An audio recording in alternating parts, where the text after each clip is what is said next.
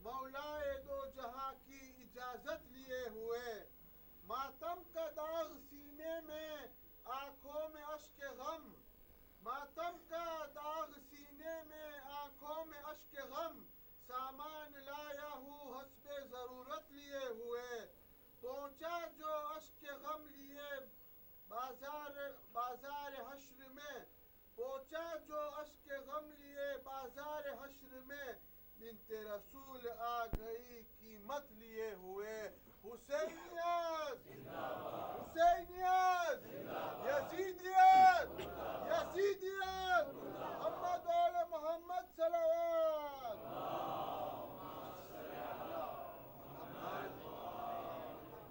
الفاتحة.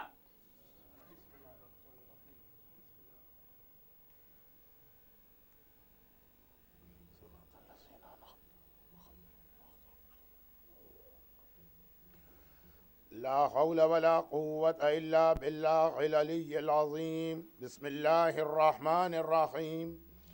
الحمد لله رب العالمين، والصلاة والسلام على سيد المرسلين وخاتم النبيين سيدنا ومولانا أبي القاسم محمد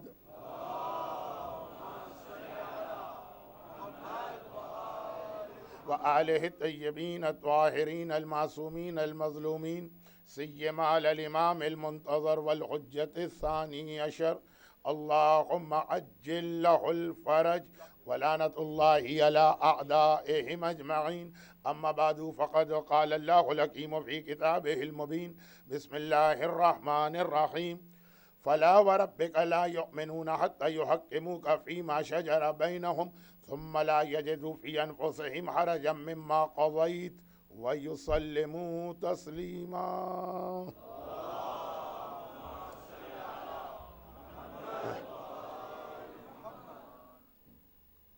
جسٹ اسٹارٹنگ ہے مجلس کا، اور مجھے یہ فیل ہو رہا ہے کہ یہ ہال تقریباً فل ہو رہا ہے، جبکہ آگے لاٹ آف اسپیسز. میری مجلس آپ کو معلوم ہے اتنا میں کنٹینیو بولتا ہوں کہ ڈسٹرب ہو جاتا ہوں. اگر بیچ میں کوئی اناؤنسمنٹ ہو تو آپ حضرات سے ریکویسٹ ہے کہ آج اور آج کے بعد جتنی بھی یہ شبی والی راتیں شروع میں ہی خود ہی آپ دیکھ لیجئے، جہاں پہ آپ کو جگہ نظر آئے والنٹیری آگے بڑھ جائیے، تاکہ اس کے بعد نہ مجھے پرابلم ہو اور نہ آپ کو. درود.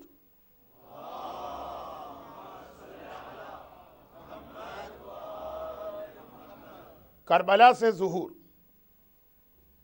امام حسین سے امام زمانہ تک، اس سبجیکٹ پہ نہ میں یہ سمجھ رہا تھا اور نہ آپ یہ سمجھ رہے ہوں گے کہ 9 دن میں کمپلیٹ گفتگو ہو جائے، یہ تو امپاسبل ہے. صرف چند امپورٹنٹ پوائنٹس تھے کہ جن کو بیان کرنا تھا، اور اس حوالے سے سورہ نساء سورہ نمبر 4 آیت نمبر 65، جس کی میں نے کل اور آج تلاوت کی. اور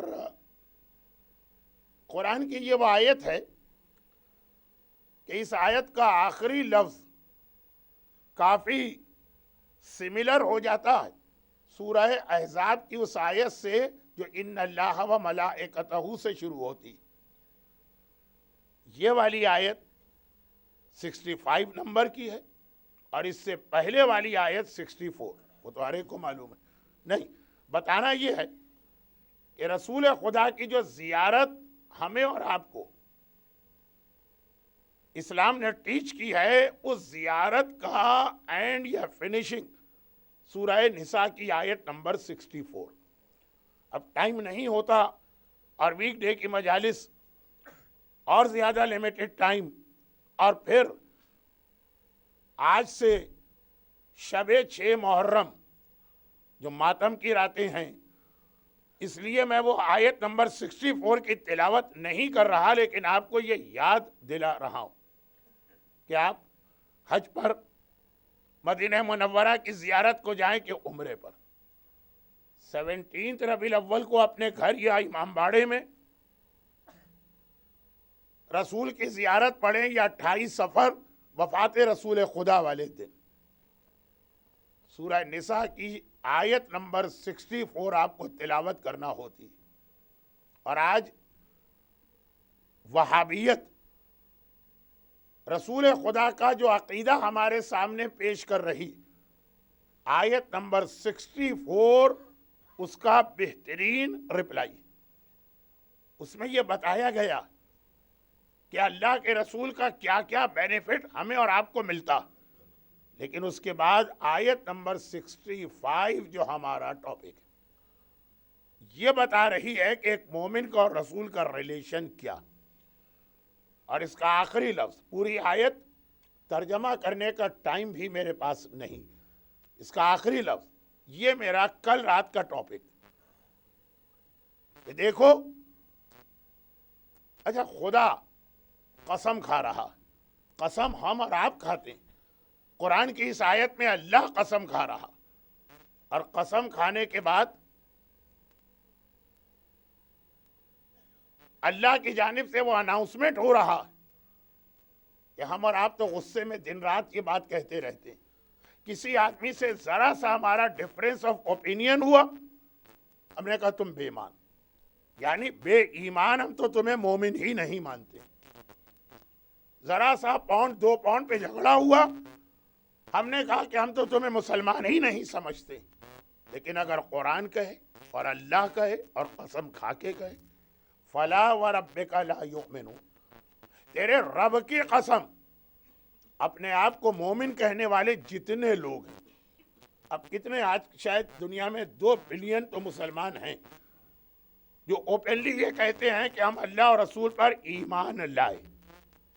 قرآن نے کہا فلا وربک لا یؤمنون، تیرے رب کی قسم یہ مومن نہیں جب تک کہ یسلموا تسلیما، تیرے ہر حکم کو بلائنڈلی فالو نہ کریں، تو جو کہے without any hesitation and without any argument. مومن، وہ مومن نہیں جو یہ سوال کر لے کہ داڑھی آخر ہم کیوں رکھیں، بینیفٹ بتائیے. وہ مومن نہیں جو یہ سوال کرے کہ ہم شراب کو کیوں چھوڑیں، اس کا کوئی نقصان بتائیے. وہ مومن نہیں جو یہ کہے کہ آخر اسلام نے ڈسکو اور ڈانس اور میوزک کو کیوں حرام کیا. بلکہ کبھی تو یہ کہا جاتا ہے، یہ دیکھیے آج کی 21 سینچری کی دنیا میں کتنی بیماریوں کا علاج یا کیور میوزک کے ذریعے ہو رہا. آلدو یہاں پہ ذرا سا ٹیکنیکل لفظ آ گیا، میوزک الگ چیز ہے اور غنا جو اسلام میں حرام ہے وہ الگ چیز ہے، تھوڑا سا فرق ہے. لیکن میں نے پہلی مجلس کے بعد 2-3 مرتبہ یہ بات ریپیٹ کی، یہ مجالس ہے، فقہ کے لیکچر یا سیشن نہیں ہے کہ جس میں میں مسائل کی ڈیٹیل بتاؤں. تو بہرحال ان شارٹ میوزک حرام کیوں؟ آخر وہ مومنہ نہیں ہے جو یہ کہے کہ آخر میں حجاب کیوں کروں، میرا حجاب تو دل کا حجاب، اسکارف پہننے سے کیا ہوتا. یسلموا تسلیما، ایک نان مسلم، ایک نان بلیور، ایک رسول کو نہ ماننے والا، وہ یہ سارے آرگومنٹ کر سکتا، وہ یہ ساری کوائریز کر سکتا، وہ بار بار رسول کے ہر حکم کے بعد وائے اور لاجک کی بات کر سکتا.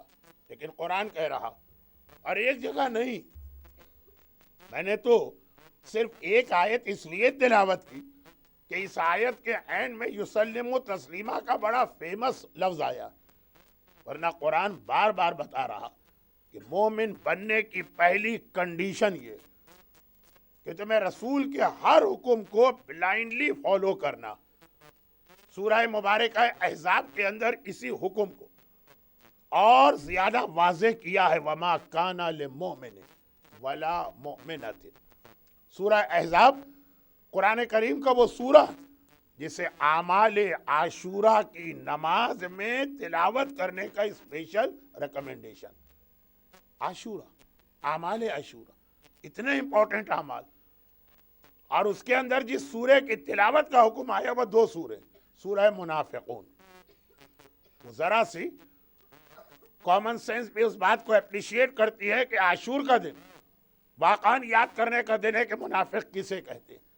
जितने लोग करबला के मैदान में थे, कलमा पढ़ते जाते थे और रसूल की औलाद को ज़बह करते जाते थे, मगर सूरह अहज़ाब भी आशूर के दिन खास तौर पे नमाज में पढ़ने का हुक्म आया। उसकी आयत, वमा कान लिमोमिन वला मोमिनतिन इज़ा क़ज़ल्लाहु व रसूलुहु अन यकूना लहुमुल खियरतु फी अम्रिहिम।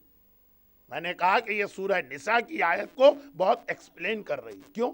तर्जमा ये, नॉर्मली कुरान में जहां कहीं ऑर्डर आते हैं, मर्द के लिए भी हैं औरत के लिए भी, लेकिन लफ्ज एक इस्तेमाल होता है मोमिन। ये वो आयत है कि जहां मसले की इंपॉर्टेंस की वजह से कुरान ने अलग अलग कहा, वमा काना ले मोमिन, न किसी मोमिन मर्द को ये इख्तियार और हक है, वला मोमिनतिन, न किसी मोमिना को ये अथॉरिटी और राइट है कि इज़ा क़ज़ल्लाहु व रसूलुहु, जब अल्लाह और रसूल कोई डिसीजन ले ले, अन यकूना लहुमुल खियरा, वो ये कहे कि ऑप्शन मेरा है, चाहे मैं अमल करूं या न करूं।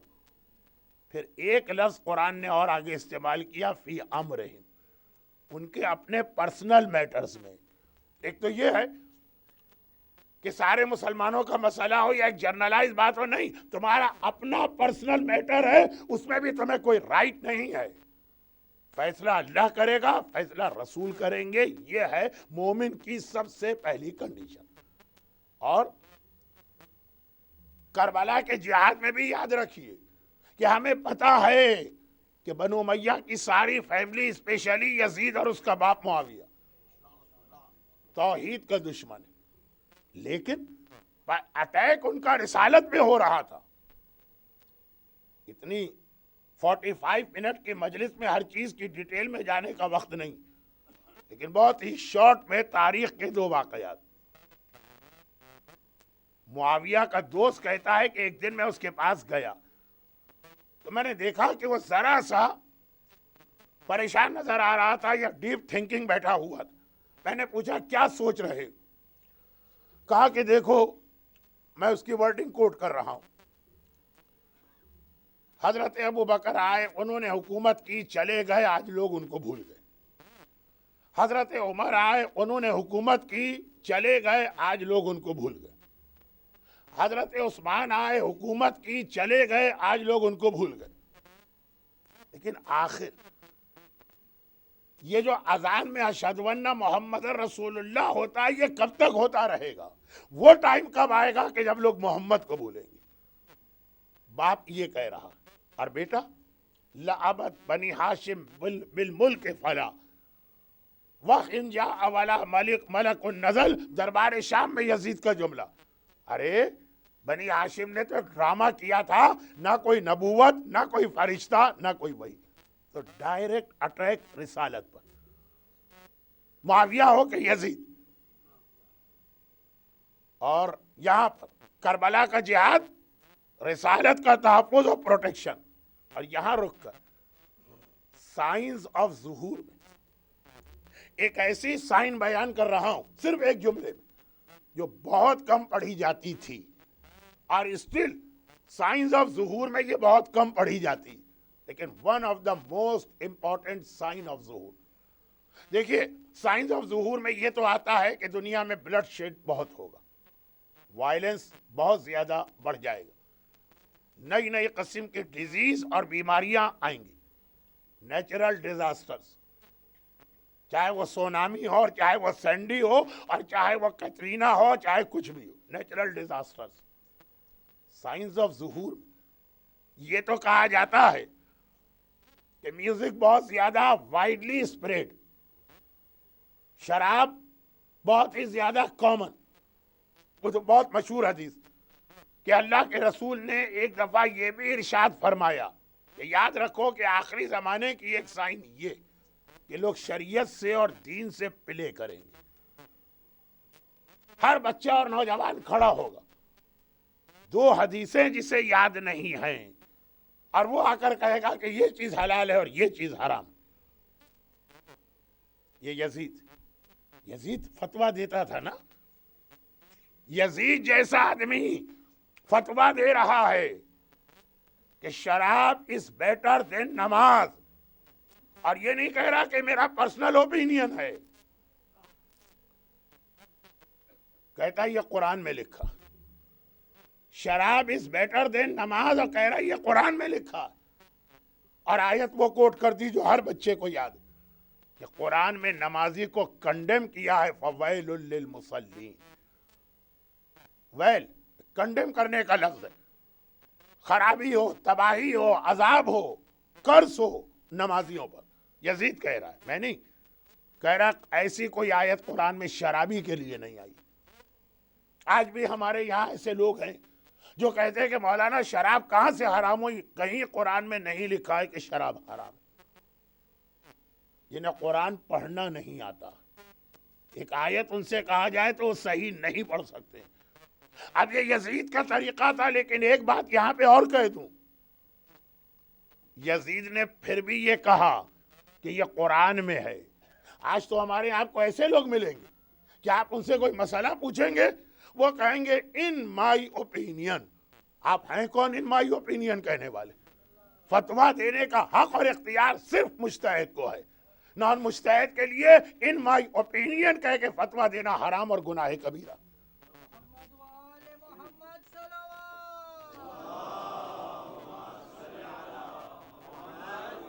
اور میں نے یہ دیکھا ہے، دیکھیں یہ لیک آف نالج، لوگ بڑا اپریشیٹ کرتے ہیں فلاں صاحب کی کتنی نالج ہے، جو مسئلہ پوچھے ان مائی اوپینین۔ اگر واجبات کا مسئلہ ہے، اگر حرام کا مسئلہ ہے، تو سوائے مرجے کے کسی کا فتویٰ آپ مان ہی نہیں سکتے۔ یہ کہیے ان آغا سیستانیز اوپینین، یہ کہیے ان آغا خامنائیز اوپینین، آپ کون ہیں ان مائی اوپینین کہنے والے؟ لیکن یہ وہ گناہ ہے جو یزید بھی اپنے آپ کو بچا رہا، کہہ رہا ہے کہ یہ مائی اوپینین نہیں، یہ قرآن کہتا۔ آخری زمانے میں شریعت سے پلے کرنا ایک عام بات بن جائے گی، اور اللہ کے رسول 4 ایگزامپل کوٹ کر رہے ہیں، جن میں سے نہج البلاغہ میں میرے مولا نے 3 ایگزامپل کو ریپیٹ کیا۔ پیغمبر کی بہت مشہور حدیث ہے، اس لیے میں پوری ورڈنگ کے ساتھ نہیں پڑھ رہا تاکہ ٹائم کو سیو کیا جائے۔ کہا کہ آخری زمانے میں لوگ بہت شراب پیئیں گے، لیکن ایک فرق ہوگا آخری زمانے میں اور پہلے زمانے میں۔ آخری زمانے میں لوگ پہلے شراب کو حلال بنائیں گے اور آرگومنٹ لائیں گے کہ یہ شراب حلال ہے، پھر پیئیں گے۔ آخری زمانے میں لوگ بہت زیادہ میوزک سنا کریں گے، لیکن پہلے اسے حلال کریں گے انٹرٹینمنٹ کے نام پر، شراب کو حلال کریں گے دوا اور ڈرنک کے نام پر، انٹرسٹ کو یا بیاج کو حلال کریں گے پروفٹ کے نام پر، رشوت کو حلال کریں گے گفٹ کے نام پر۔ اور یہ 4 ایگزامپل جو پیغمبر نے دی، یہ خالی 4 ایگزامپل نہیں ہیں، یہ آخری زمانے کے لوگوں کی مینٹلٹی بتائی جا رہی۔ سب سے زیادہ ایزی ہے شریعت پہ اٹیک کرنا، لیکن یہ ایک ڈیفرنٹ ٹاپک ہے۔ آج کی بات تو سورہ نساء کو کمپلیٹ کرتے ہوئے آگے بڑھنا، تو خلاصہ یہ ہے کہ اللہ کا رسول آخری زمانے کی جو سائنس بتا رہے ہیں، اس میں فیمس نیچرل ڈیزاسٹر، ارتھ کویک، فلڈ، طوفان، پولیٹیکل پرابلم، ہر جگہ بلڈ شیڈ، ہر جگہ وہاں کی پبلک اپنی رولنگ گورنمنٹ کو ٹاپل کرنے کی فکر میں، وہاں پہ سوشل اور کلچرل پرابلم، شراب بہت کامن، میوزک بہت زیادہ رائج، انٹرسٹ بالکل ایک عام سی چیز اور کامن چیز بن کے رہ جائے گی۔ اچھا عجیب بات یہ، ان حدیثوں میں یہ نہیں لکھا۔ اب دیکھیے جب گناہوں کی لسٹ بتا رہے ہیں رسول اللہ کہ آخری زمانے میں گناہ کتنے بڑھیں گے، حرام کھانا، یہاں تک رسول کی حدیث ہے نا کہ اگر کوئی آدمی حلال کا 1 درہم یا پاؤنڈ حاصل کرنا چاہے وہ نہیں ملے گا، اور حرام کے 70 درہم خود ہی اس کے دروازے پہ چل کے آ جائیں۔ ہمیں نہیں چاہیے حرام، آئے گا حرام ہمارے پاس۔ 1 درہم حلال کا نہیں ملے گا، 70 درہم حرام کے ملے گا۔ اب یہ سارے گناہ جب اللہ کے رسول اور معصومین آخری زمانے کے سائنس میں بتا رہے ہیں، سائنس نشانیاں. تو اب خیال ہی آتا کہ یہ لفظ بھی ہوگا کہ لوگ نمازیں بہت قضا کریں گے. نہیں، یہ عجیب بات ہے. کہا کہ آخری زمانے میں نمازیں بہت زیادہ لوگ پڑھنے لگیں گے، مسجد کے اندر جگہ نہیں رہے گی. دنیا کی ہر مسجد جو ہے کچھ عرصے کے بعد چھوٹی پڑے گی. لوگ جب جماعت کی صفوں میں کھڑے ہوں گے تو جگہ نہیں ملے گی لوگوں کو جماعت میں. ان کی باڈیز ایک دوسرے سے ٹکرا رہی ہوں گی. البتہ پھر پیغمبر نے آخری ایک جملہ کہہ کے میسج کو کمپلیٹ کیا، مساجدہم عامرہ ومن ہدایتہم خالیہ. ان کی مسجدیں نماز پڑھنے والوں سے فل ہیں مگر ہدایت سے خالی ہیں. مسجد میں جاؤ، ساری زندگی جا کے آ جاؤ، ہدایت کہیں سے نہیں مل رہی ہے.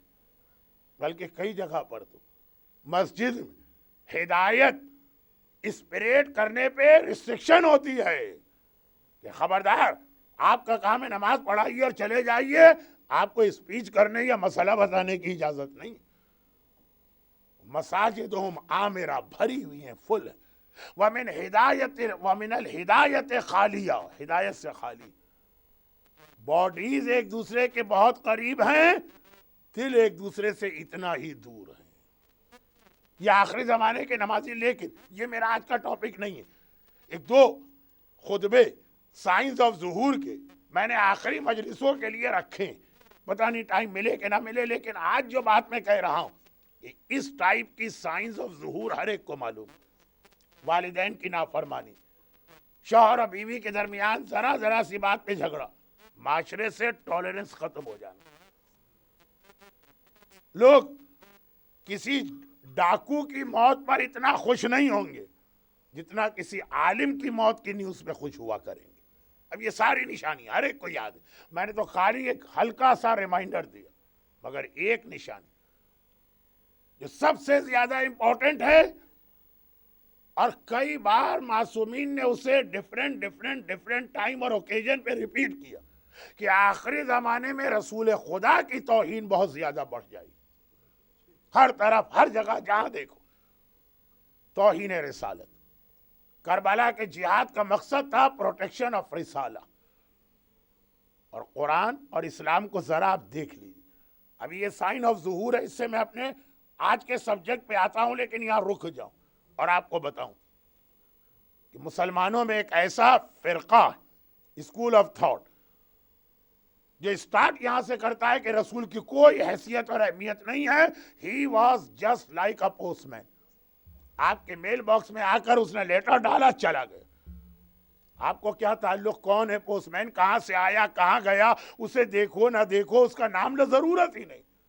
جس نے لیٹر بھیجا اور آپ ڈائریکٹ ریلیشن کا، یہ رسول خدا.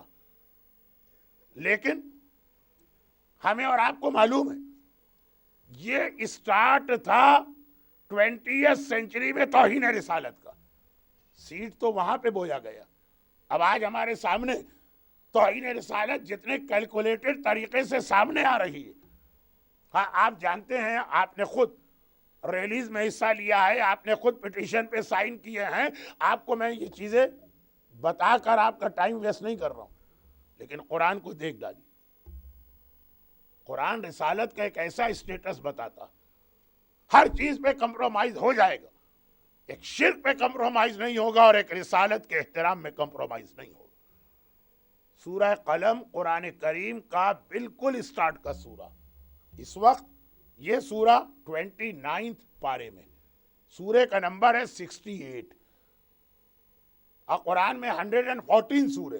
لیکن جب یہ قرآن نازل ہو رہا تھا تو یہ دوسرا یا تیسرا سورہ تھا جو نازل ہوا. اب ذرا اس کی آیتیں دیکھی.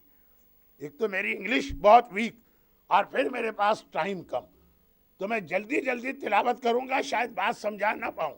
لیکن یہ آیت دیکھیے تو آپ کو ایسا لگے گا جیسے اللہ از ویری اینگری. یہ لفظ شاید اللہ کے لیے صحیح نہیں. میری اپنی زبان میں تو بہترین لفظ ہے، اللہ بہت جلال میں ہے. لیکن اب کیا جلال کیا میں سمجھاؤں اس مجمع کو، تو میں نے اینگری کہا. اگر غلط لفظ ہے تو اللہ مجھے معاف کرے، میں اپنی زبان پہ آ جاتا ہوں. دیکھیے آیتیں دیکھیے. قرآن کہہ رہا ہے خبردار لا تطع کل حلاف مہین ہماز مشاء بنمیم مناع للخیر معتد اثیم عتل بعد ذلک زنیم. خبردار ڈونٹ پے اٹینشن اس آدمی کی طرف. یہ ایک آدمی کا ذکر ہے, ایک آدمی حلاف بہت قسمیں کھانے والا, مہین بڑا ذلیل ہے, حماز چغلیاں کرنے والا, مشائن بنمیم لوگوں کو آپس میں لڑاتا ہے, مناع للخیر لوگوں کو نیکی سے روکتا, معتدن لمٹ کے کراس کر جاتا ہے, عصیم گناہگار ہے, عتل اس کی جنریشن یا نسل میں خرابی ہے, بعد ذالک زنیم تانا دینے والا. ایک لفظ نہیں استعمال کیا, خدا نے کہا خبردار اس آدمی کی جانب نہ جانا, جھوٹی قسمیں کھانے والا, ذلیل اور پست آدمی, چغلی کھانے والا, معاشرے کے اندر فساد ڈالنے والا, لوگوں کو نیکی سے روکنے والا, لمٹ کو کراس کرنے والا, عصیم گناہگار, عتل بد اخلاق, بعد ذالک زنیم بد نسل, نسل میں خرابی. وَإِنْ كَانَ ذَا مَالٍ وَبَنِينَ چاہے یہ کتنا ہی پیسے والا کیوں نہ ہو اور اس کا کٹم کتنا ہی بڑا کیوں نہ ہو. آج اللہ اتنا انگری کیوں ہے؟ 1 2 3 4 5 9 لفظ استعمال کیے اس آیت میں اللہ نے ایک خاص آدمی کو کنڈیم کرنے کے لیے جس کا نام تھا ولید ابن مغیرہ. یہ آیت ولید ابن مغیرہ کے بارے میں نازل ہوئی. خبردار اس کی بات نہ سننا, یہ حلاف ہے, یہ مہین ہے, یہ حماز ہے, یہ مشائن بنمیم ہے, یہ مناع للخیر ہے, یہ معتد ہے, یہ عصیم ہے, یہ عتل ہے, یہ زنیم ہے. ایک آدمی. اور وجہ کیا تھی؟ یہ پہلا آدمی تھا مکے والوں میں جس نے توہین رسالت کی. سورہ قلم اس کی آیتیں میں پڑھ رہا ہوں, اس کی تیسری آیت اس کے بارے میں, ما انت بنعمت ربک بمجنون. اے حبیب تم مجنون نہیں ہو. مجنون یعنی پاگل, یعنی میڈ. کون آدمی تھا جس نے پہلی بار رسالت کے لیے کہا کہ یہ جو رسول اپنے آپ کو کہہ رہا ہے, he's a mad man, ولید ابن مغیرہ. قرآن نے پہلے تو اعلان کیا کہ نہیں رسول تم پاگل نہیں, اور اس کے بعد جس نے یہ توہین کی, 1 نہیں 2 نہیں 3 نہیں 4 نہیں 5 نہیں 6 نہیں 7 نہیں 8 نہیں 9 مرتبہ قرآن اس کو کنڈیم کر رہا ایک ہی جگہ. کیوں؟ ہر چیز میں کمپرومائز ہو سکتا ہے, رسالت کے احترام میں کمپرومائز نہیں ہو سکتا. قرآن کو دیکھ ڈال, جو اللہ کے اپنے خاص نام ہیں ہر جگہ شیئر کرایا جا رہا ہے رسول کو اپنے ساتھ. اِنَّكَ لَعَلَىٰ خُلُقٍ عَظِيمٍ, اے رسول تم بہت عظیم ہو. عظیم کون ہے؟ جو آپ رکوع میں کہتے ہیں سبحان ربی العظیم, میرا رب عظیم ہے, یا رب عظیم ہے, یا رسول عظیم. سورہ توبہ کی آیت بالمؤمنین رؤوف الرحیم. پہچانو اس رسول کو, یہ مومنوں کے لیے رحیم ہے. ایک اللہ رحیم ہے بسم اللہ الرحمن الرحیم, اور ایک رسول رحیم. اللہ اپنے نام اپنے رسول کو دے رہا. ارے بہت ڈیٹیل میں جانے کے بجائے ایک فقہی مسئلے کو شارٹ میں بتا دوں, بات ختم. عظمت رسالت کا اندازہ اس سے کریں, احترام رسالت, اس سے آپ اندازہ کریں کہ ہمارے یہاں مدرسے کا بچہ بھی ایک فقہی مسئلہ جانتا, اور وہ یہ ہے کہ اسلام میں سرٹن چیزوں کو نجس مانا گیا. بعض مراجع نے کہا 10, بعض نے کہا 11, بعض نے کہا 12, بعض نے کہا 13, اور ان میں ایک بہت ہی اہم نجاست ہے کافر. کافر نجس. آیت اللہ سیستانی نے بھی کوئی نیا فتویٰ نہیں دیا ہے. انفارچونیٹلی میں بھی آپ کے بیچ میں رہتا ہوں تو بہت زیادہ مس گائیڈ کرنے والی ای میل میرے پاس بھی آتی ہیں,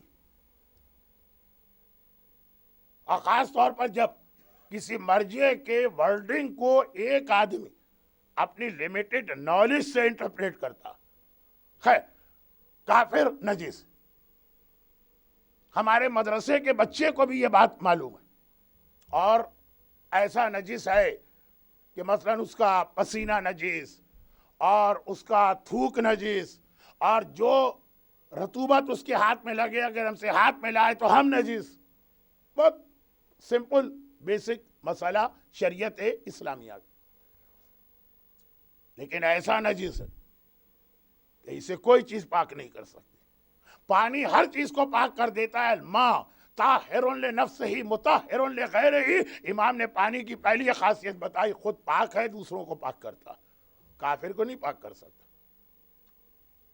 آپ لے جائیے اسے، دریا میں لے جائیے، سمندر میں لے جائیے، کہیں لے جائیے، اور اسے ایک بار نہیں 50 بار نہلا کے لے آئیے، وہ نجس رہے گا. ارے یہ تو عام پانی، زمزم کے پانی سے کافر کو دھو دیجئے، نجس کا نجس رہے گا، بلکہ زمزم کا پانی بھی نجس ہو جائے گا اگر کر نہیں.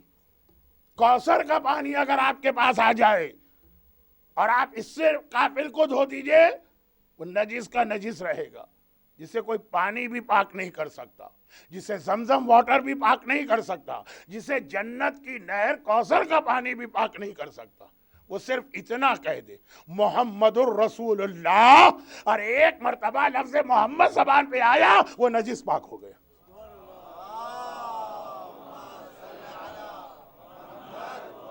جس کے نام میں اتنی طاقت ہے کہ خالی اس نے محمد الرسول اللہ کہا اور ایک دم پتہ چلا کہ نجاست سے طہارت میں آ گیا. اب اسی کا پسینہ پاک، اب اسی کے ہاتھ کی رطوبت پاک، اب اسی کا لعاب دہن پاک. جس کے نام میں اتنی طاقت ہے وہ خود پاکیزگی کی کس منزل پر ہو. پہچانو رسول کی عظمت کو. لیکن آخری زمانے کی خاص بات یہ بتائی گئی ہے، ہم نے نہیں بتائی، خود معصومین نے ہمیں بتایا کہ جگہ جگہ توہین رسالت کا گناہ کیا جائے گا، اور کوشش کی جائے گی کہ کبھی رسول کی محبت ہمارے دلوں سے نکالی جائے.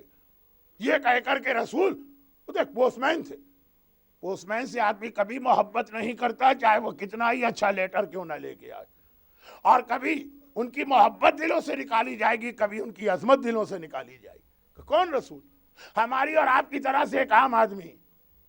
میں نے یہ جملہ اپنے کانوں سے اپنے اسپیکر کی زبانی سنا کہ 40 سال تک تو رسول بالکل جاہل مطلق تھے، ان کو پتہ ہی نہیں تھا کہ میں کون ہوں. کبھی محبت، کبھی عظمت، کبھی پیغمبر کا اسٹیٹس. مگر توہین رسالت کا ایک اور بھی اسٹیج جو ہمارے اور آپ کے درمیان ہے، یہ بھی توہین رسالت ہے کہ رسول نے کہا یہ کام کرو، اور ہم نے کہا نہیں ہم تو نہیں کریں گے، ہم تو اس کے الٹ جائیں گے. یہ بھی توہین ہوتی. باپ اگر بیٹے سے کہے کہ یہ کام کرو، بیٹا باپ کے سامنے کہے مجھے نہیں کرنا، بلکہ اس کے الٹ کام کرنے لگے، زبان سے کچھ نہ بھی کہے، کتنا انسلٹ فیل کیا جاتا. آخری زمانے میں توہین رسالت زبان سے بھی ہوگی اور ایکشن سے بھی ہوگی.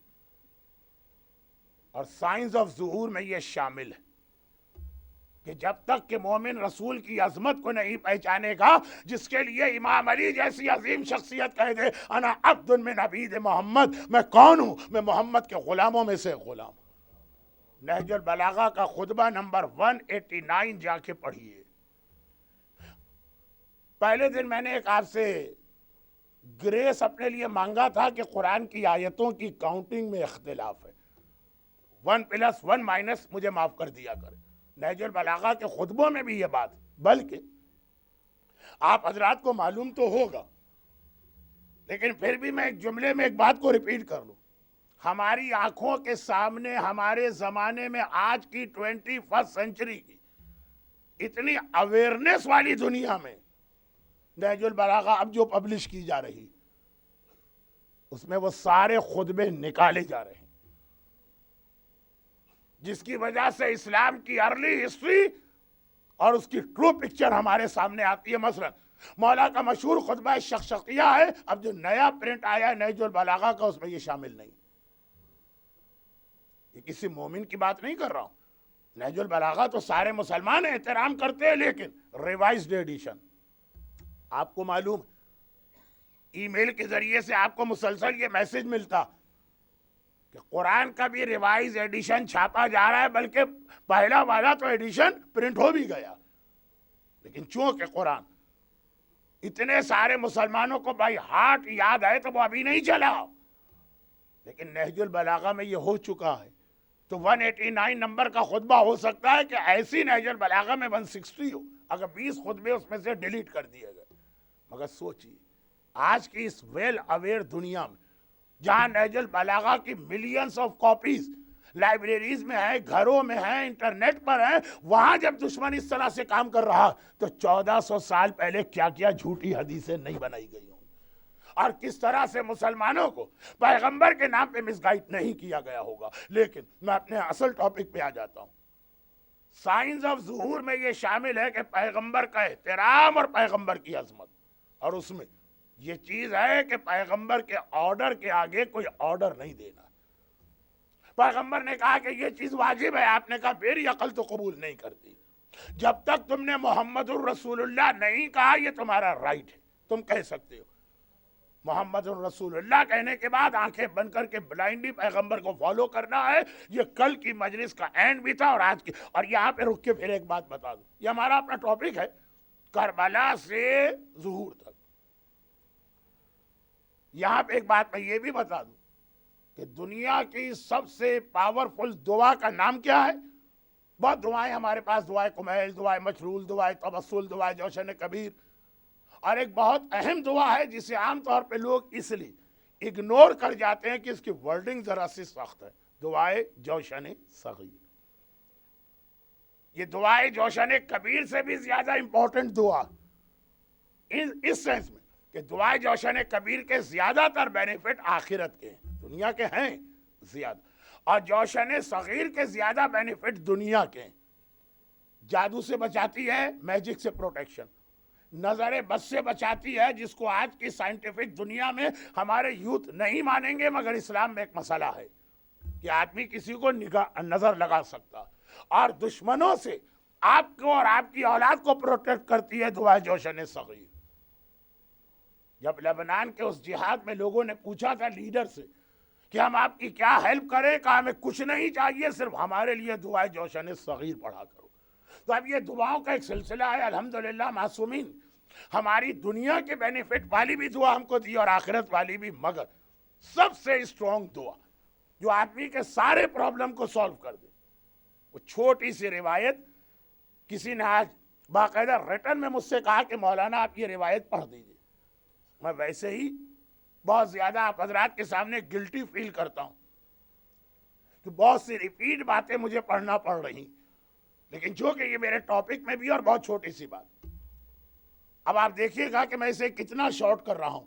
جن لوگوں نے اس سے پہلے یہ حدیث مجھ سے سنی, دنیا کی بہترین دعا اور اسٹرانگسٹ دعا.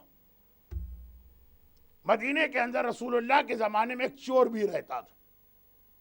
مدینہ ایک بڑا سٹی ہے, بڑے سٹی کے اندر ہر پروفیشن کے لوگ ہوتے ہیں, ڈاکٹرز ہوتے ہیں, انجینئرز ہوتے ہیں, بزنس مین ہوتے ہیں, آفیسز میں کام کرنے والے ہوتے ہیں, کھیت میں کام کرنے والے ہوتے ہیں, اور چور بھی ہوتے ہیں. ایک چور بھی تھا, اور جب کبھی اسے کہیں سے نیوز ملتی تھی. اب آج کی دنیا تو ساری پلاسٹک کرنسی والی دنیا, اب آج کے فراڈ کے طریقے بھی بالکل الگ. انٹرنیٹ پہ ہر وقت آپ کو وارننگ دی جاتی ہے کہ بی کیئرفل, لیکن جیسے کراچی یا پاکستان میں اب تک کیش کی ہینڈلنگ بہت زیادہ ہوتی ہے. جس تاریخ کو لوگوں کو سیلری ملتی ہے اس تاریخ کو یہ پک پاکٹ والے لوگ بہت زیادہ ایکٹیو ہوتے ہیں. تو چور کا کام ہی یہی ہے کہ وہ ان ٹچ رہے. یہ چور جہاں اس کو اطلاع ملے کہ آج مدینے میں کسی کے پاس پیسے آئے ہیں, فوراً آدھی رات کو مڈ نائٹ جا کے اس کے گھر چوری کرے گا. اسے نیوز ملی کہ مدینے میں کوئی نئی فیملی شفٹ ہوئی. رسول خدا کے زمانے میں یہ ویزا, پاسپورٹ, امیگریشن, یہ سارے پرابلم تو نہیں تھے. لیکن جب تک رسول مکے میں تھے, لوگ مکے میں نہیں آتے تھے کیونکہ مسلمان آلریڈی مکے میں انڈر فائر یا انڈر ٹارچر ہے. لیکن جب رسول مدینے پہنچے, اپنی گورنمنٹ بن گئی, تو پورے عرب سے وہ لوگ مدینے آنے لگے جو اپنی فیملی میں صرف ایک آدمی اسلام قبول کیا, پوری فیملی نے اس کا بائیکاٹ کر دیا. آج بھی یہی ہوتا. وہ فرق یہ ہے کہ اس زمانے میں ابو جہل بائیکاٹ کرتا تھا مومن کا, آج مومن کا بائیکاٹ کرتا. اگر آپ اپنی پالیسی بنا لیں کہ شریعت کے مطابق ہر وہ مکس گیدرنگ جو شریعت کے اگینسٹ جا رہی ہے میں اس کو اٹینڈ نہیں کروں گا, یاد رکھیے گا کوئی ایک مومن بھی اپنے گھر کی مکس گیدرنگ کو ختم نہیں کرے گا. آپ کا بائیکاٹ ہو جائے گا. آپ نہ کسی شادی میں جا سکیں گے, نہ کسی برتھ ڈے میں جا سکیں گے, حتیٰ یہ کہ شاید 22 رجب کی نیاز میں بھی نہ جا سکیں. پہلے یہی کام ابو جہل کرتا تھا, آج کے دور میں یہی کام مومن آل محمد کر رہے ہیں کچھ لوگ. خیر, اب یہ ہے کہ مدینے میں روز آنا, نئی فیملیز مائگریٹ کر کے آتی ہیں پورے عرب سے، کیونکہ مدینہ اپنا شہر، ایک پروٹیکشن یہاں پہ ملا. تو چور بھی مسلسل ان ٹچ رہتے ہیں. پتہ چلا کہ آج کوئی بہت پیسے والی فیملی آئی ہے، آدھی رات کو مڈ نائٹ، میں بہت شارٹ کر رہا ہوں، بس آج آ گئے وہ لوگ تو یہ جائے گا. جیسے پہلے زمانے کا ایک پروفیشن تھا جو آج تو ختم ہو گیا، وہ یہ تھا کہ لوگ ڈیڈ باڈیز کا کفن چوری کرتے تھے. تو وہ ہر وقت ان ٹچ رہتے تھے کہ کون آدمی مرا، کب دفن ہوا. ہم اور آپ تو کوائری کرتے ہیں بھائی وہ صاحب کب دفن ہوں گے تاکہ ہم نماز وحشت پڑھیں. چور پوچھتا ہے وہ صاحب کب دفن ہوں گے تاکہ مڈ نائٹ کو جا کے قبر کھود کے کفن نکالے. تو خلاصہ یہ ہے کہ چور نے آدھی رات کو اس گھر پہ اٹیک کیا. اٹیک کیا، چور ہے، بہت ہی خاموشی اور سائلنٹ طریقے سے گھر کے اندر جمپ لگائی. اب یہ انگلینڈ جیسے گھر تو نہیں تھے اس زمانے میں، اور ہو بھی نہیں سکتی عرب میں. ویدر کے اعتبار سے ہر جگہ کا آرکیٹیکچر ڈیفرنٹ ہوتا ہے. جہاں گرمی زیادہ ہوگی وہاں کھلے کھلے گھر ہوتے ہیں. چنانچہ اس نے جمپ لگائی، گھر کے اندر گیا. پہلے تو کھلا ہوا صحن، اوپن ٹو اسکائی، اور پھر رومز ہیں. پہلے ہی روم جو نظر آیا وہاں گیا. پہلے اس نے ونڈو سے دیکھا کہ گھر کے اندر کتنے مرد ہیں، کتنے لوگ ہیں، ریزسٹنس نہ ہو جائے. جب کمرے میں نگاہ ڈالی تو خوش ہو گئے. اس نے دیکھا اس گھر میں کوئی نہیں ہے، صرف ایک 18 سال کی لڑکی، بڑی حسین جمیل خوبصورت، اور ایکچوئل 18 سال کی ہے. تو برتھ ڈے پہ 118 کی بھی ہو جائے تو کینڈل 18 ہی کی جلتی ہیں، وہ نہیں، واقعاً 18 کی 18. چنانچہ دیکھا کہ ایج کے اعتبار سے اور اپنی ممبر کی توہین بھی نہ ہو جائے، اور بات بھی آگے بڑھے، بڑی حسین جمیل خوبصورت لڑکی اور اکیلی ہے. ایسا لگتا ہے اس کی فیملی میں کوئی آدمی یا تو زندہ نہیں ہے اور یا پھر سب کافر ہیں، یا اکیلی مسلمان ہوئی تو یہاں پہ آ گئی. مگر اصل بات یہ تھی کہ پورے اس روم میں پیور گولڈ بوریوں میں بھرا ہوا رکھا ہوا ہے. پورے بیگ ہیں پیور گولڈ سے بھرے ہوئے. Double benefit. آج اتنی دولت مل رہی ہے اور ساتھ میں لڑکی اکیلی. آدھی رات ہے، شیطان تو ہر آدمی کے ساتھ لگا رہتا. اسی لیے تو کہا گیا کہ نامحرم کو دیکھنا ہی شیطان کے لیے دروازہ کھولنا انٹری کا. یہ جملہ میرا نہیں ہے، شیطان کا ہی ہے. جب حضرت نوح نے پوچھا تھا کہ اے شیطان آخر تو لوگوں کو کیسے مس گائیڈ کرتا ہے، نہیں لوگ نہیں، مومن کو، مومن تو انڈر دا پروٹیکشن آف اللہ.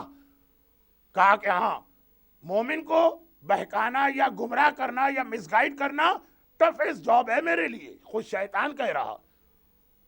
البتہ اگر مومن کبھی 3 میں سے کوئی ایک مسٹیک کرے، اور نمبر 1 اگر کسی نامحرم عورت کے ساتھ ایسی جگہ چلا جائے جہاں کوئی اور نہ ہو، چاہے وہ قرآن پڑھنے کیوں نہ گئے، وہ تو پھر شیطان کا کام ہے کہ کس طرح قرآن سے حرام کی طرف ڈائیورٹ کرے، اور بڑا ایکسپرٹ ہے اس کام میں شیطان.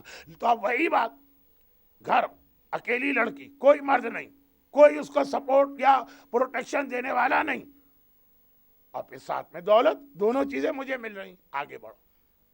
کیسے ہی آگے بڑھو؟ نماز شب کا وقت تو آ چکا، یعنی مڈ نائٹ کے بعد آیا، آدھی رات سے نماز شب کا وقت آ جاتا ہے. بلکہ آیت اللہ سیستانی تو کہتے ہیں کہ جسٹ آفٹر عشاء نماز شب کا ٹائم آ گیا. چنانچہ یہاں تو 5 بجے نماز شب کا ٹائم آ جاتا ہے آفٹرنون میں، آج کل ونٹر میں. تو خلاصہ یہ کہ نماز شب کا جو ٹائم تھا، کوئی آدمی اٹھا ہوگا تلاوت قرآن کر رہا. نماز شب میں 40 مومنین کے نام لیے جاتے ہیں. کچھ لوگوں کو یہ مشکل لگتے ہیں، اور میں ایسے اساتذہ، میرے ٹیچرز ایسے تھے، پوری دعائے جوشن کبیر، دعائے کمیل، پوری دعائے مشلول اور دعائے ابو حمزہ صومالی ہر رات نماز شب کے قنوت میں پڑھا کرتے تھے. تو خیر، اب نماز شب کے بینیفٹ اتنے ہیں جنہیں پتہ چل جائے تو جب کبھی اسے ٹائم ملے گا. بات کو شارٹ کر دوں، اس لیے کہ یہاں واجب نماز کے اندر بھی لوگ سیکنڈز کی کاؤنٹنگ رکھتے ہیں. یہ نہیں کہ فلاں صاحب نے 1 منٹ زیادہ پڑھا دے، نہیں، 15 سیکنڈ زیادہ پڑھا دے. مجھ کو پہلے دن کہا گیا کہ 8 منٹ and 35 سیکنڈ آپ نے زیادہ تقریر کی. تو خیر بہت اچھی بات ہے، اتنی اچھی پرفیکٹ کیلکولیشن. بس اللہ کرے کہ قیامت میں اللہ بھی اتنی کیلکولیشن سے نہ چلے کہ ایک ہمارا چھوٹے سے چھوٹا گناہ پکڑے. نہیں، وہاں پہ ہمیں اللہ سے لینینسی چاہیے، اے خدا 2-4 گناہ پکڑ تو 1000-2000 معاف کر دے. یہی طریقہ یہاں بھی ہمیں کرنا پڑے گا، مگر یہ ڈیفرنٹ ٹاپک. نماز شب کے لیے کوئی کھڑا ہوا اور تلاوت قرآن شروع کر دی اور قرآن کی ایک آیت پڑھی، وَأَمَّا مَنْ خَافَ مَقَامَ رَبِّهِ وَنَهَى النَّفْسَ عَنِ الْهَوَىٰ فَإِنَّ الْجَنَّةَ هِيَ الْمَأْوَىٰ. قرآن میں ایک آیت، وَأَمَّا مَنْ طَغَىٰ وَآثَرَ الْحَيَاةَ الدُّنْيَا فَإِنَّ الْجَحِيمَ هِيَ الْمَأْوَىٰ. قرآن بتا رہا ہے جنت و جہنم کا ڈیویژن کس کرائیٹیریا پر ہوگا. اب جب میں لینڈ کرتا ہوں آپ کے ملک میں، وہاں پہ 2 بورڈ لگے ہوتے ہیں، برٹش سٹیزن یا EU والے ادھر سے جائیں اور باقی سارے سٹیزن ادھر سے جائیں. تو یہ ڈیویژن قیامت کے دن کیسے ہوگا؟ خدا نے کہا کہ جو دنیا کی زندگی کے فائدے اٹھاتا اور اللہ کے اگینسٹ چلتا ہے، جہنم اس کے لیے بنائی گئی. وَأَمَّا مَنْ خَافَ مَقَامَ رَبِّهِ وَنَهَى النَّفْسَ عَنِ الْهَوَىٰ. اور جو قیامت کے دن اللہ کے سامنے کھڑے ہونے سے ڈرا کہ کیا جواب دوں گا، اور اس نے اپنے آپ کو گناہ سے روکا، فَإِنَّ الْجَنَّةَ هِيَ الْمَأْوَىٰ. جنت اس کے لیے. یہ آیت اس نے سنی، یہ آیت سنی. سینکڑوں آیتیں ہم سنتے ہیں، کبھی اثر نہیں ہوتا ہے، لیکن آدھی رات کا وقت، ہر طرف سائلنس، ڈارکنیس اور تنہائی، بس یہ آیت ایسے کان میں گئی کہ جیسے کان سے نکل کے سینے میں تیر کی طرح لگی. جو قیامت کے دن سے ڈرا، وَنَهَى النَّفْسَ عَنِ الْهَوَىٰ، اور اپنے آپ کو گناہ سے روکا. ڈرنا بیکار ہے اگر ڈرنے کے بعد بھی اتنے ہی گناہ آدمی کرے جتنا ڈرنے سے پہلے کر رہا. میں نے تو ایک زمانے میں 20 سال عذاب قبر کی مجلسیں پڑھی. قبر والا باپو ایسے ہی نہیں کہلایا، ڈراکولا آف اسلام ایسے ہی نہیں کہلایا، جہنم کا دروغہ ایسے ہی نہیں کہلایا. 20 سال عذاب قبر، فشار قبر، پل صراط، جہنم. اور واقعا دیکھا کہ لوگ ڈرتے تھے، مگر ڈرنے کے بعد جیسے ہی گیٹ سے باہر نکلے امام باڑے کے، وہی طریقہ پرانا ہوا ہے. تو وہ تو بیکار ہے. قرآن کا ڈرو وَنَهَى النَّفْسَ، اور اپنے نفس کو روکو. بھئی یہ سنا اس نے، ایک بار اس کے دل پہ اثر ہوا، خدا بندہ میں اپنے آپ کو روک رہا ہوں.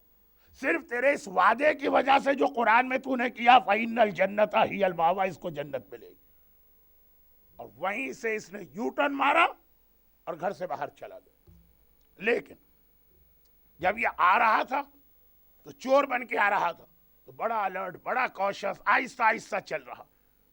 اب تو اس نے اپنا ارادہ کینسل کر دیا. اب جو واپس گیا تو اتنا کیئرفل نہیں تھا، کسی چیز سے ٹکرا گیا، پیر لگ گیا، آواز آئی، ایک دم اس نے دیکھا کہ کمرے میں بیٹھی ہوئی لڑکی ڈری اور اٹھ کے ونڈو کی طرف آئی. یہ گھبرا کے جمپ لگا کے باہر گیا. بات ختم ہو گئی. اگلے دن صبح مسجد النبوی میں نماز پڑھنے یہ پہنچا. فجر کی نماز کے بعد رسول خدا پبلک کو بٹھا لیتے ہیں، ایک چھوٹی سی اسپیچ ہوتی ہے اور اس کے بعد لوگوں کے سوال جواب. یہ چور بھی رسول کے پاس پہنچا. کسی کو کیا پتا کہ یہ چور ہے، اور جا کے بیٹھ گئے. اچانک اس نے دیکھا کہ باب رحمت سے، اگر یہ رسول خدا کا ممبر ہے تو باب رحمت لیفٹ سائڈ پر ہے، باب رحمت سے وہی لڑکی آ رہی ہے 18 سال کی، جسے یہ ابھی 3 گھنٹے پہلے گھر میں اکیلے دیکھ چکا. وہی لڑکی پہچان لیا. اب یہ ڈرا. اتنی صبح ارلی ان دا مارننگ اس زمانے میں عورتیں گھر سے باہر نہیں نکلتی انلیس یہ کہ کوئی ایمرجنسی ہو. اس کو کیا ایمرجنسی ہو گئی کہ اس ٹائم پر آئی؟ شاید اس نے مجھے پہچان لیا اور میری کمپلین لے کے آ رہی. وہ قریب آئی اور کہا کہ یا رسول اللہ، کل رات کو میرے گھر میں ایک چور آیا تھا، میں اس کی کمپلین لے کے آئی، اور یقین ہو گیا کہ آج میں پکڑا گیا. دل میں اس نے ایک بات کہی، خدا بندہ ہزاروں دفعہ میں چوری کر کے آیا ہوں، ہمیشہ میں شیطان کے راستے پہ چلا ہوں، نہ کبھی پکڑا گیا، نہ کبھی ذلیل ہوا، نہ پبلک کے سامنے میری انسلٹ ہوئی، ہمیشہ بچ کے نکلتا. اور آج پہلی بار میں نے تیرے وعدے پہ بھروسہ کیا، اور پہلی بار شیطان کو کک آؤٹ کر کے تیرے راستے پہ چلا، اور پہلے ہی دن 3 گھنٹے کے اندر میں پکڑ لیا گیا اور میری توہین ہو رہی. اب دل میں تو ہر قسم کا خیال آتا، مگر جب اس نے ڈیٹیل سنی، عورت نے کہا، لڑکی، عورت نہیں لڑکی 18 سال کی، یا رسول اللہ کل رات کو میرے گھر میں چور آیا اور میں اس کی کمپلین لے کے آئی ہوں، لیکن پہلے اپنا انٹروڈکشن کرا دوں. میں فلاں قبیلے کی شہزادی ہوں، میرا باپ قبیلے کا سردار تھا، لیکن اس نے اسلام قبول کر لیا تو پورا قبیلہ اس کے اگینسٹ ہو گیا. اس نے مجھ سے کہا اور میری ماں سے کہ اب یہاں رہنا ٹھیک نہیں. ابھی تو لوگ پھر بھی شیخ اور سردار ہونے کی وجہ سے رسپیکٹ کر رہے ہیں, لیکن کچھ دنوں کے بعد یہ سب چینج ہو جائیں گے. بہتر ہے کہ ہم اپنا قبیلہ چھوڑ دیں, اسلام کی خاطر یہ قربانی دے. اب سردار تھا تو پراپرٹی بہت تھی, ایسٹس بہت تھے. میرے باپ نے ساری چیزیں بیچی اور سب کو پیور گولڈ میں کنورٹ کیا. اس زمانے میں بہترین سیونگ گولڈ ہوتا تھا اور ساری پریپریشن تھی کل میرے باپ کو موو کرنا. آج اچانک باپ اور ماں دونوں ایک ساتھ مر گئے. موت تو کسی کے کنٹرول میں نہیں. کتنے کیسز میں نے دیکھے کراچی میں بھی اور دارالسلام میں بھی کہ بوڑھا باپ بہت بیمار, مرنے کے قریب, ڈاکٹرز نے کہا آئی سی یو میں ہے, ڈاکٹر نے کہا اس کے وارثوں کو بلا لو, اب یہ نہیں بچے گا. جوان صحت مند بچے باپ کو دیکھنے آئے, وہ مر گئے, اور وہ بوڑھا باپ جو آئی سی یو میں تھا, تمام ڈاکٹرز نے کہا تھا کہ یہ 24 گھنٹے میں مر جائے گا, وہ پھر بستر سے کھڑا ہو گیا. تو موت کا تو کسی کو نہیں پتا. میرا باپ میری ماں دونوں مر گئے. کل ٹریولنگ کرنا ہے, آج موت ہو گئی. اب پرانے زمانے میں لائف بڑی سمپل تھی, آدھے گھنٹے میں ان کو دفن کر دی. لیکن میں نے سوچا کہ میرا باپ اتنا پاورفل آدمی, وہ تک ڈر رہا تھا اپنی قوم سے, تو میں تو اب اکیلی رہ گئی ہوں, ایک 18 سال کی بچی. اگر کل میری قوم اٹیک کر کے سارا مال چھین لے تو میں کیا کروں گی؟ میں جیسا میرے باپ نے پلان کیا میں نکل جاؤں. اچھا, قبیلے والے سوچ بھی نہیں سکتے تھے کہ جس کے گھر آج میت ہوگی نیکسٹ ڈے وہ لڑکی چلی جائے گی. چنانچہ میں جلدی سے نکل آئی اور ساری دولت لے کے کل مدینے میں انٹر ہوں. اب میں اکیلی ہوں, کوئی ہمارا رشتہ دار اور جاننے والا کٹم والا یہاں نہیں. ویسے پیغمبر کے شہر میں ضرورت بھی نہیں ہے کہ آدمی کا کوئی سپورٹر. سب سے بڑھ کے مشکل کشا موجود ہیں, لیکن دنیاوی اعتبار سے بات ہو رہی ہے. میں نے گھر ارینج کیا, اس میں اتری. پورے میرے باپ کی پراپرٹی کی میں اکیلی مالک ہوں. بیوی کو اپنے شوہر کے ایسٹس میں صرف 12 پوائنٹ سم تھنگ ملتا. بیٹی کو اپنے باپ کی ساری جائیداد ملے گی اگر وہ اکیلی ایک ہی اولاد. سارا میرے پاس, میں لے کے آ گئی. گھر میں بیٹھی, نیند نہیں آ رہی تھی کہ مدینے میں نہیں ہوں اور اتنی دولت ہے میرے پاس. ٹھیک ہے, مدینہ مسلمانوں کا شہر ہے, لیکن کیا مسلمان ایک دوسرے کے ساتھ فراڈ نہیں کرتے؟ مدینہ مومنوں کا شہر ہے, کیا مومن ایک دوسرے کا گلا نہیں کاٹتے؟ ارے مومن کی تو اتنی ہمت ہے کہ حق فاطمہ اگر اس کو ملے تو وہ حق فاطمہ کو بھی ہضم کر جاتا ہے. خمس کیا؟ جو شہزادی کونین کے حق کے اوپر ہاتھ ڈال دے اور قبضہ کر لے. تو اب یہ مسلمانوں کا شہر ہے, لیکن ڈر تو تھا. اب میں سوچ رہی ہوں کیا کروں, آدھی رات کو ایک چور بھی آ گیا. اب وہ چور تو سامنے ہی بیٹھا ہوا ہے, اس نے کہا ہو اب تو بالکل مارا گیا, شاید اس نے پہچان لیا. لیکن اگلا جملہ کہا, لیکن یا رسول اللہ, میں اتنا ڈر گئی تھی کہ اپنی جگہ سے میں کھڑی بھی نہیں ہوئی.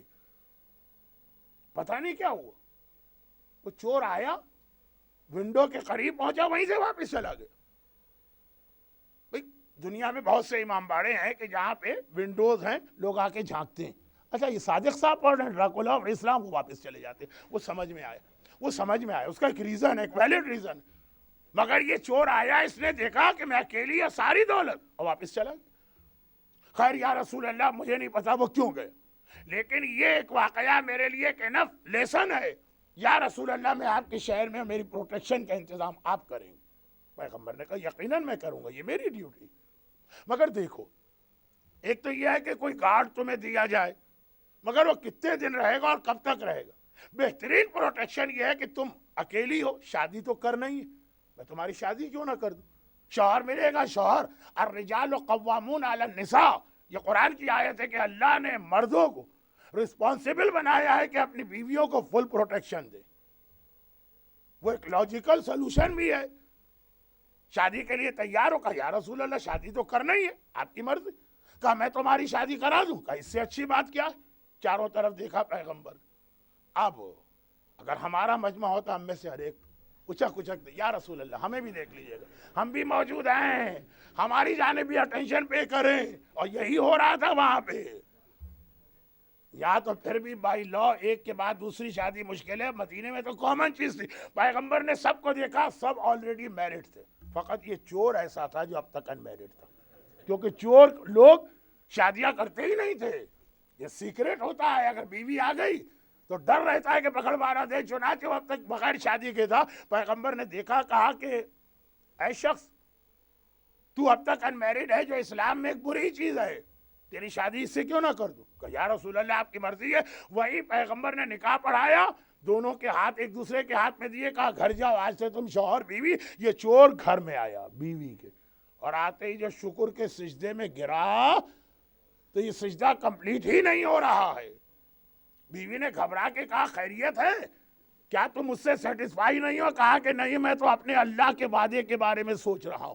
کل رات کو میں نے اللہ کے وعدے پہ بھروسہ کیا تو اللہ نے مجھے تم بھی دلوا دی, یہ ساری دولت بھی مجھے مل گئی. اللہ کے وعدے پہ بھروسہ کرنے سے جو میں پہلے حرام اور گناہ کر کے لے رہا تھا وہی سب مجھے ملا, مگر حلال اور جائز طریقے سے ملا. یہ خالی اس کا واقعہ نہیں. اے صاحبان ایمان, ذرا اللہ پہ بھروسہ کر کے دیکھ لیجیے. جھوٹ بول کے جو پیسہ آتا ہے وہ کوئی حیثیت نہیں رکھتا ہے, سچ بول کے اس سے زیادہ آئے گا.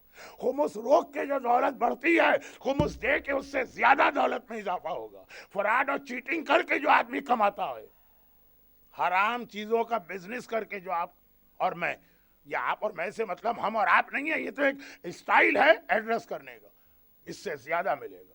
اللہ کے وعدے پہ بھروسہ, اور اللہ نے آپ سے وعدہ نہیں کیا کہ اللہ نے آپ سے آپ کے وعدہ کیا, آپ کے کان میں اللہ کے کہہ کے گیا ہے.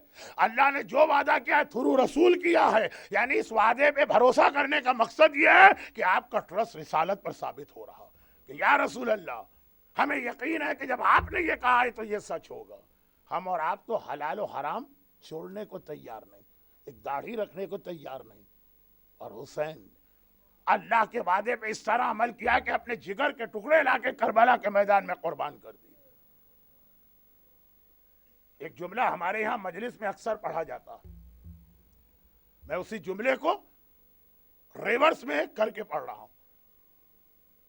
یہ جملہ دا ڈے آفٹر ٹمارو اس مجلس میں بھی آئے گا. زینب کو اپنی اولاد سے اتنی محبت نہ تھی جتنی حسین کی اولاد سے تھی. علی اکبر زینب کا بیٹا نہیں ہے, مگر زینب نے اپنے بیٹوں سے بڑھ کے اکبر کو چاہا اور اکبر کا خیال کیا. ٹھیک, یہ جملہ تو جناب علی اکبر کے مصائب جو 3 دن بعد آئیں گے, 2 دن بعد, کل جناب قاسم, پرسوں پھر حضرت عباس, پھر جناب. لیکن اب اسی کو ذرا ریورس کیجیے. زینب کو اکبر سے اتنی محبت کیوں ہے؟ کیونکہ اکبر حسین کا بیٹا ہے, بہن اپنے بھائی سے اتنی محبت کرتی. مگر کیا خالی زینب حسین سے محبت کرتی؟ حسین زینب سے محبت نہیں کرتے؟ ارے اتنی محبت جب حسین زینب سے کرتے ہیں تو حسین بھی اپنے اکبر سے زیادہ آنر محمد کا خیال کرتے ہوں. جب زینب حسین کی اولاد کے لیے اتنی قربانی دینے کو تیار ہے تو کیسے ممکن ہے اگر زینب نے حسین سے ایسی محبت کی کہ آج تک دنیا میں کسی بہن نے بھائی سے اتنی محبت نہیں کی تھی, تو حسین نے بھی زینب سے اتنی ہی محبت کی کہ دنیا میں آج تک کسی بھائی نے اپنی بہن سے اتنی محبت نہیں کی ہو. اور زینب اگر حسین کی وجہ سے اکبر پہ اپنی جان قربان کر رہی ہے تو حسین بھی زینب کے آن و محمد کا اتنا ہی خیال کر رہے ہیں. آج کربلا کے ان شہیدوں کا تذکرہ ہونے جا رہا ہے جو یہ بتا رہا ہے کہ حسین زینب سے کتنی محبت کرتا. مگر عجیب بات یہ بھی سن لیجیے کہ آن محمد کربلا کے شاید اونلی شہید ہے بنی ہاشم میں جن کا ماتم ان کی ماں بھی کرنے کو تیار نہیں تھی, بلکہ اگر کوئی اور ماتم کرتا تو روک دیتی تھی, میرے آن پر مت رو, میرے محمد پہ مت رو, میرے علی اکبر کا ماتم کرو. کربلا کے یہ 2 ننھے مجاہد جعفر طیار کے پوتے ہیں, حیدر کرار کے نواسے. اب ذرا دیکھیے کہ مصائب کے درمیان شہیدوں کے جہاد کی ڈیٹیل بتانے کا ٹائم نہیں ہوتا. غم کا بیان ہے تو کیسے بتایا جائے کتنا جہاد کیا, تو ایک جملہ کافی. جعفر طیار کا پوتا اگر جہاد کرے گا تو کس شان کا جہاد ہوگا, حیدر کرار کا نواسا اگر جہاد کرے گا تو کس شان کا جہاد ہوگا. مگر یہ بھی عجیب بات, زینب نے اپنے بیٹوں پر یہ 2 ریسٹرکشن ڈال دی تھی شب عاشور. شب عاشور، عاشور کی رات آئی، حسین نے مغرب کی نماز کے فوراً بعد چراغ گل کر کے مردوں کا ایک امتحان اور ایک ٹیسٹ لیا. ٹھیک ہے، وہ تو آپ سنتے ہیں. اب مڈ نائٹ کے بعد حسین، شب عاشور، اس کے مصائب تفصیل سے آخری رات کو پڑھوں گا، لیکن مڈ نائٹ کے بعد حسین اب لیڈیز کو، کربلا کی سیدانیوں کو، کربلا کی بیویوں کو چیک کرنے نکلے کہ ان کی کیا حالت. ہر خیمے میں حسین نے کچھ نہ کچھ دیکھا. وہ مردوں کا امتحان تھا، ایک میٹنگ بلائی، چراغ گل کیا اور پھر امتحان لیا. یہ عورتوں کا ٹیسٹ لیا جا رہا ہے کہ حسین ہر ایک کے خیمے کے قریب سے جا رہے، خیمے کے باہر سے دیکھتے ہیں. آپ میں سے 90% مجمع آج بھی کربلا میں جا کے خیمہ گاہ کی زیارت کرتا ہے تو یہ ہسٹری اس کے ذہن میں ہوتی ہے. یہ زینب کا خیمہ ہے، یہ حضرت عباس کا خیمہ ہے، وہ جناب ام فروہ اور قاسم کا خیمہ ہے. سارے خیموں کی آپ زیارت کرتے ہیں. جب میرا مظلوم آقا زینب کے خیمے کے قریب پہنچا، خیمے کے اندر انٹر نہیں ہوئے، باہر سے دیکھا تو بڑا عجیب منظر دیکھا. آن جو ایج 10 سال کی ہوگی، محمد جن کی ایج 9 سال کی، 9 اور 10 سال کے بچے، ہمارے اور آپ کے بچے بھی، ہم کو پتا ہے کہ ایج ایسی ہے. مگر حسین نے دیکھا کہ زینب نے اپنے دونوں بیٹوں کو اپنے سامنے بٹھایا، مگر عام طریقے سے نہیں بٹھایا. جو کل عاشور کی صبح کا واقعہ تھا وہ ابھی سے شروع ہوا.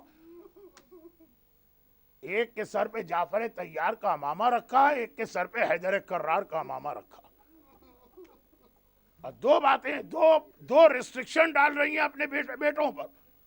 کہا بیٹا انو محمد، کل ایسا جہاد کرنا، ایسا جہاد کرنا کہ دنیا کو پتا چل جائے کہ جعفر طیار کا پوتا میدان میں آیا، دنیا کو پتا چل جائے کہ خیبر کا قلعہ فتح کرنے حیدر کرار کا نواسہ میدان میں آیا. لیکن خبردار، عرب دنیا کا طریقہ ہے کہ ہر مجاہد، سارے عربوں کا طریقہ، میدان میں جاتا اپنا انٹروڈکشن کراتا، میں کون. خبردار اپنی زبان سے اپنا انٹروڈکشن نہ کرانا. بیٹا اون ایسا جہاد کرنا، بیٹا محمد ایسا جہاد کرنا کہ تم اپنی زبان سے نہ کہو. دشمن پکار اٹھے، ارے یہ جعفر طیار دوبارہ کہاں سے آ گئے، ارے یہ حیدر کرار دوبارہ کہاں سے آ گئے. اپنی زبان سے خود نہ کہنا، تمہارا جہاد ایسا ہو.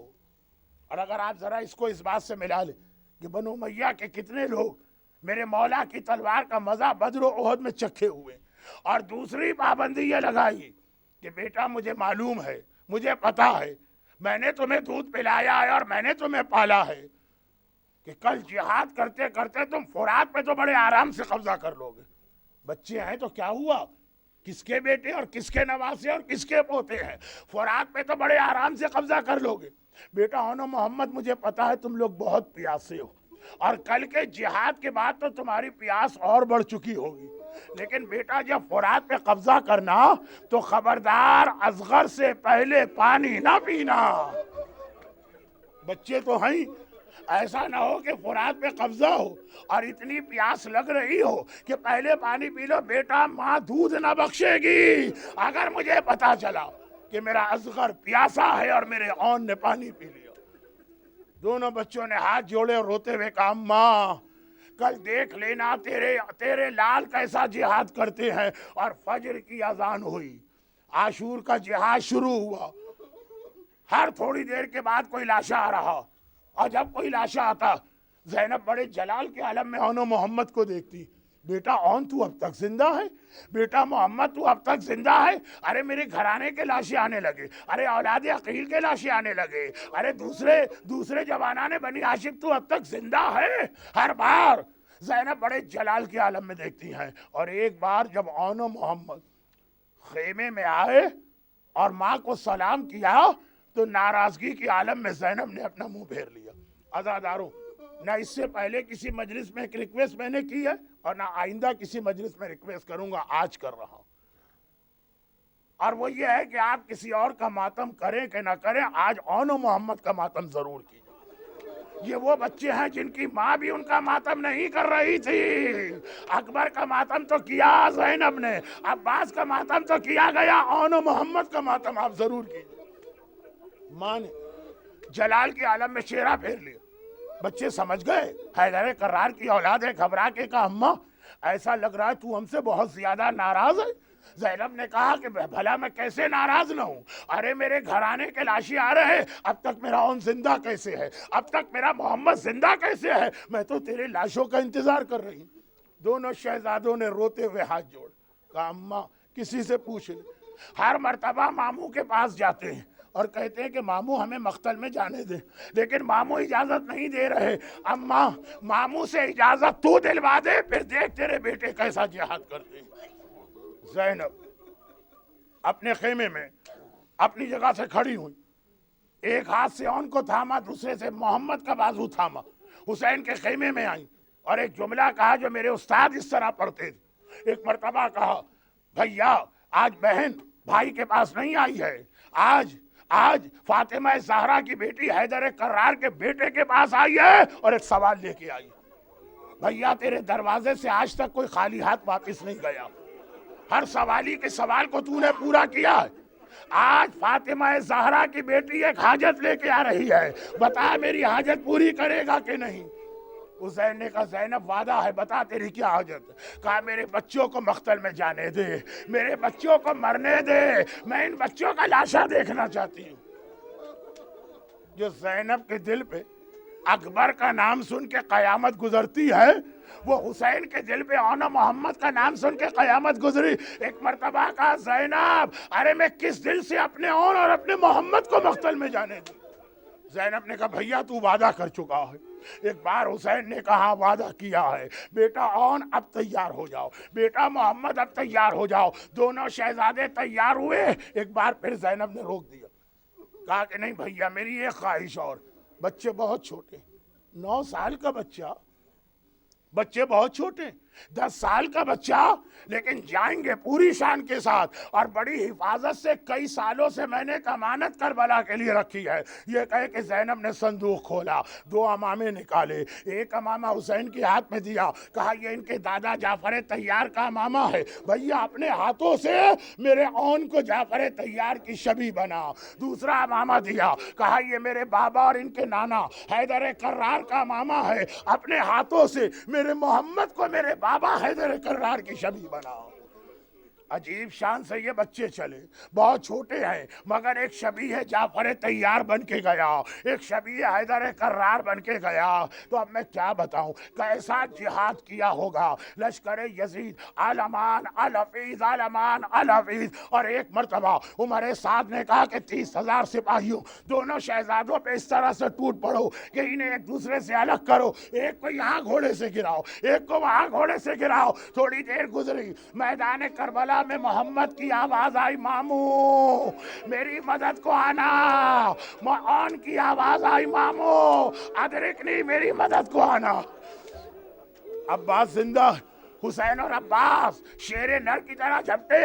حسین نے کہا عباس ایک کو میں اٹھاتا ہوں, ایک کو تم اٹھاؤ. اون کو حسین نے اٹھایا, محمد کو عباس نے اٹھایا. دونوں لاشیں لے کے آ رہے, مگر لشکر یزید کا ایک طریقہ ہوتا تھا, جیسے ہی کوئی شہید گھوڑے سے گر کے مارا جاتا تھا وہ لوگ خوشی کے شادیانے بجاتے تھے, اور ادھر خیمے میں بیویوں کو شادیانوں کی آواز سے پتہ چل جاتا تھا ارے ہمارا مجاہد مارا گیا. اب ادھر اون و محمد کے لاشیں حسین لا رہے, عباس لا رہے, مگر بیویوں کو کیسے پتا چلا؟ باجے بجنے لگے, خوشی کے شادیانے بجنے لگے, بیویوں نے ماتم شروع کیا. زینب نے ایک جملہ کہا جو میر انیس نے اپنے مرثیے کی بیعت کہی ہے, جو میر انیس کے مرثیے کی بیعت ہے. باجے والوں کی صدا زیر قنات آتی ہے. زینب بیویوں سے کہہ رہی ہے, زینب بیویوں سے کہہ رہی ہے, باجے والوں کی صدا زیر قنات آتی ہے. کیسے لاشیں میرے بچوں کی بارات آتی ہے. ارے اسی دن کے لیے میں نے اون و محمد کو پالا. ایک بار حسین دونوں لاشیں لے کے آئے, ایک بیٹا مر چکا ہے, ایک بیٹا آخری سانسیں لے رہا ہے. ایک مرتبہ حسین نے کہا زینب جب سے آن و محمد کربلا میں آئے ہیں تو نے اپنے بیٹوں کو کبھی گلے سے نہیں لگایا ہے. ارے میرا دل چاہتا ہے آج ایک بار تو گلے سے لگا لے. زینب پھر ماں تو ہے نا, ایک بار جھکی, آن کو گلے سے لگایا, آن مر چکا تھا. محمد کو گلے سے لگایا, محمد آخری سانسیں لے رہا تھا, ماں کے گلے سے لگایا. محمد نے آنکھیں کھولی, اماں اب تو ہم سے خوش ہو گئی نا, اماں اب تو ہم سے راضی ہو گئی. واہ محمد واہ اونا. عزادارو اپنی جگہ سے آج کھڑے ہو جائیے, اونا محمد کا ماتم شروع.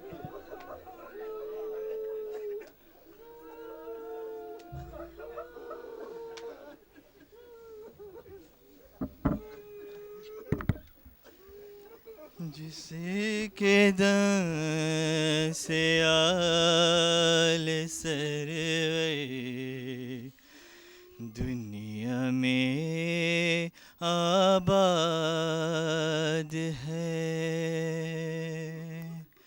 جس کے دم سے آل سرور دنیا میں آباد ہے.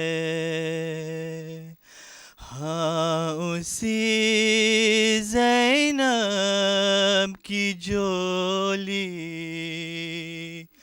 ہاں اسی زینب کی جولی ہو گئی برباد ہے. دیکھ کر آنو محمد کو یہی کہتی تھی ماں, دیکھ کر آنو محمد کو یہی کہتی تھی ماں. یہ تو صدقہ لائی ہوں, یہ تو صدقہ لائی ہوں, اکبر میری اولاد ہے. سب کے لاش لوٹیں گے لیکن یہ لوٹیں گے نہیں. سب کے لاش لوٹیں گے لیکن یہ لوٹیں گے نہیں. فیصلہ قسمت کا زینب, فیصلہ قسمت کا زینب, کیا تجھے کچھ یاد ہے؟ کر دیا ثابت دو معصوموں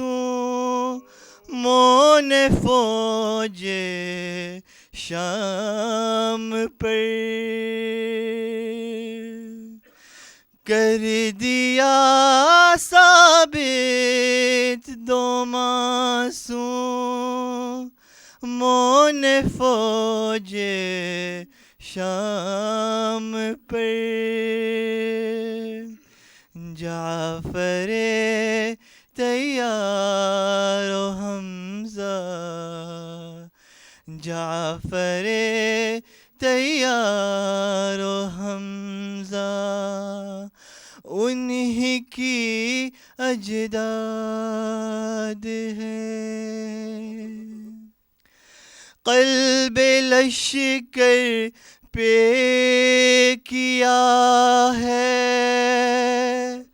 وار یوں ان دونوں نے, قلب لشکر پہ کیا ہے وار یوں ان دونوں نے روح حیدر کے سرے روح حیدر کے سرے میدان پائیداد ہے لاش پر ایک لاش لا کر تھک چکا بھائی میرا لاش پر ایک